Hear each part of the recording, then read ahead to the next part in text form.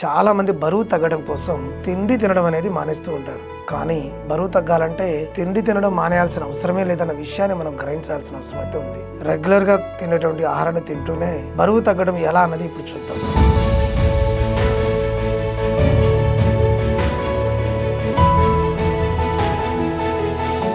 మనం ప్రతిరోజు తినే ఆహారాన్ని మానేసి బరువు తగ్గాల్సిన అవసరం అయితే మనకు లేదు. మనకు ఇష్టమైన ఆహారాన్ని తింటూనే మన బరువును తగ్గించుకునే అవకాశం అయితే ఉంది. సాధారణంగా బరువు తగ్గడానికి ఒక్కొక్కరు ఒక్క విధానాన్ని అనుసరిస్తూ ఉంటారు. కొంతమంది రకరకాల డైట్స్ను ఫాలో అవుతూ బరువు తగ్గే ప్రయత్నాన్ని చేస్తూ ఉంటారు. కీటో డైట్ అని, వీగన్ డైట్ అని, కార్నివోర్ డైట్ అని, పెలియో డైట్ అని రకరకాల డైట్స్ అనుసరిస్తూ బరువు తగ్గే ప్రయత్నం చేస్తూ ఉంటారు. కానీ మనం చిన్నప్పటి నుంచి ఒకే రకమైన ఆహారానికి అలవాటు పడి మనం జీవిస్తూ ఉన్నాం. ఇప్పుడు సడన్ గా ఈ డైట్ పేరుతోటి అసలు మనకు సంబంధమే లేనటువంటి ఆహారాలను అలవాటు చేసుకోవడం అనేది చాలా కష్టతరమైనటువంటి విషయం. అలాగే ఇది ఖర్చుతో కూడినది కూడా. మరి మన అలవాట్లు మార్చుకోకుండా బరువు తగ్గడం ఎలా అని మీరు చూసినట్లయితే ఒక స్పెషల్ డైట్ ఉందండి. అదే ఇంటర్మిటెంట్ ఫాస్టింగ్.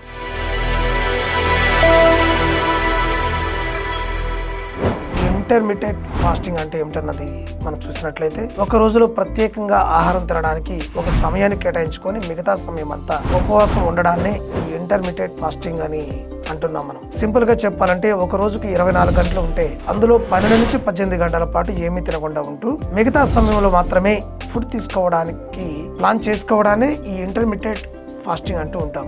ఈ ఫాస్టింగ్ చేస్తున్న సమయంలో వేరే డైట్ ని ఫాలో అవ్వాల్సిన అవసరం అయితే లేదు. ఎప్పట్లాగానే రెగ్యులర్ ఫుడ్ ని తీసుకోవచ్చు. కానీ ఇక్కడ మనం ఎంచుకున్నటువంటి టైం గ్యాప్ ని బేస్ చేసుకుని మన డైలీ డైట్ ని ప్లాన్ చేసుకోవాల్సిన అవసరం అయితే ఉంది. ఇంటర్మిటెంట్ ఫాస్టింగ్ చేయడం వలన 4 ప్రధానమైనటువంటి ఉపయోగాలు అయితే ఉన్నాయి. వాటిలో మొదటిది క్యాన్సర్ నివారణ.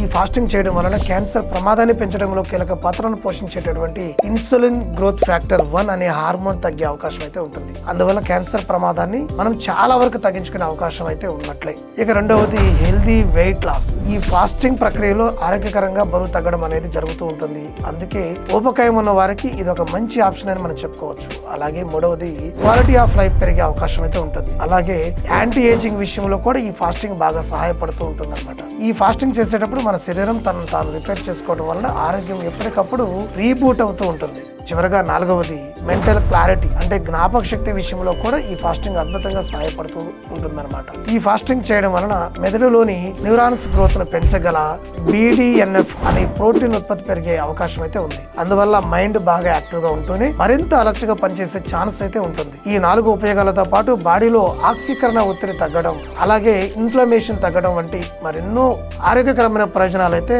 చేకూరుతాయి. కాబట్టి డైట్ పేరుతో మనం తినే ఆహారం విషయంలో నోరు కట్టేసుకోవడం కంటే ఇలా టైం గ్యాప్ ఫిక్స్ చేసుకొని ఆ గ్యాప్ లోనే మనకు అలవాటైన మనకు నచ్చిన మంచి పోషకాహారాన్ని తింటూ ఈ ఇంటర్మిటెంట్ ఫాస్టింగ్ చేసినట్లయితే బరువు తగ్గడంలో మంచి ఫలితాన్ని ఇచ్చే అవకాశం అయితే ఉంటుంది. Thank you.